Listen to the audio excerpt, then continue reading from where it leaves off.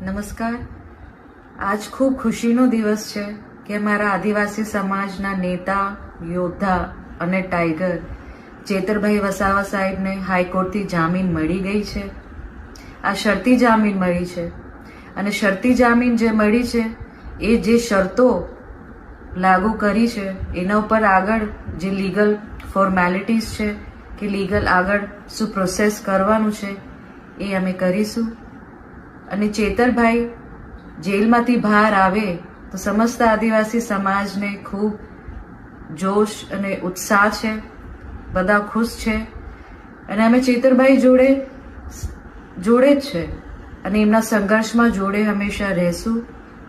અને એ ખૂબ તપસ્યા કરીને બહાર આવ્યા છે. એમને ખોટી રીતે કેસમાં ફસાઈને જેલમાં મૂકવામાં આવ્યું હતું આ ભાજપ સરકાર થકી, પણ ન્યાયતંત્ર પર અમને વિશ્વાસ હતું અને આજે એમને એ જામીન મળી છે.